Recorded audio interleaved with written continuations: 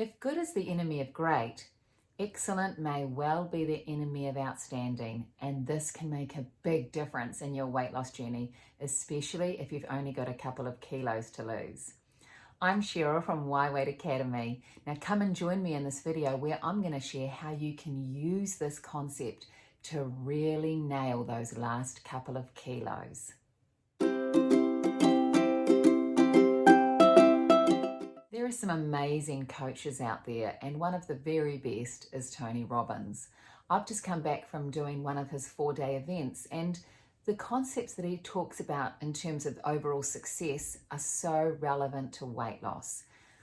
He talks about the idea that if you're taking poor actions, you're going to get very poor results.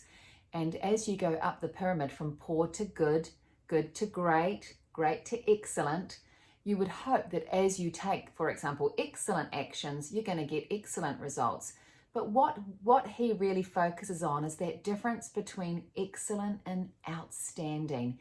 How there's quite a big jump between taking good action and excellent action, but that the gap between excellent and outstanding is actually quite small. This is so applicable in weight loss, particularly if you don't have a lot to lose, and especially if you're over the age of 35. You see, in the past, you might have been able to take great action, even excellent action, and you would have been at your goal. But as we get older, and especially if it's multiple times that we have been on a weight loss journey, the action that you're most likely going to have to take to get that last bit off, even excellent isn't quite good enough. You've really got to be prepared to push yourself that little bit further, that 2 millimeters further between excellent and outstanding, in order to get those last 2 kilos off. Now, I see this time and time again with clients, and people can get really frustrated. They're saying, God, I'm doing this, this, and this, and I'm not seeing the result. Well, the truth is, perhaps this time on this journey at this age, you have to do this, this, this, and that. And it's being willing to be open-minded to pushing yourself that last little bit, perhaps somewhere you've never been before, that's going to get you the result. And the key is, it's not just about your food. It's all of the other things. It's your lifestyle choices. You've got to look at all of them. Your sleep, water, stress management. Yes, your food, things like calories and carbs, but it's not just the food. It's all of these other things as well. So here are some of the things that I encourage my clients to do in order to really step up their action and get those last couple of kilos off. It's things like with your food, it could be weighing and measuring. I give my clients a portion suggestion for their meals. So if they're not seeing the result, let's get out the scales. Let's really tune in to our exact portion size. Now, let's be honest, doing that is quite a pain, but you don't have to do it all the time. The time to do it is when you're really, really focusing on those last few kilos or trying to break through a weight loss plateau. And I find that even if clients do it for a week, it just really helps reset their awareness of what is the proper portion size, and it gets those scales coming down.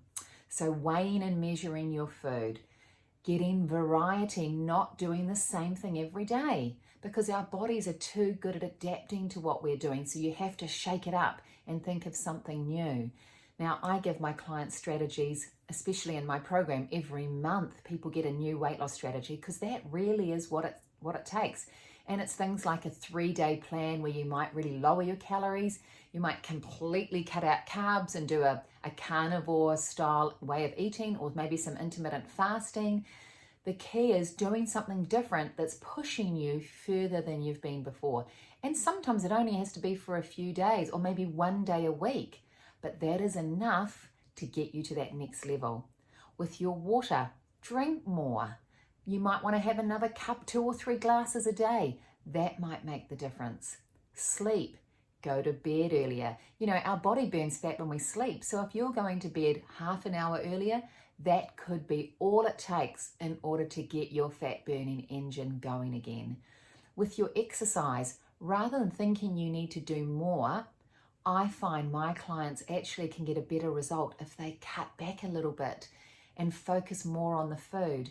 This is particularly relevant for people who are doing really high intensity exercise because that can increase stress. So by cutting back on that, often that might just be enough of a change to lower stress a little bit and get that great result that people are seeking. You know, weight loss is not rocket science, but you want to just step back and think of what you're doing and how it's getting your body going in the right direction. Because the thing that's going to stop you losing those last 2 kilos is stress.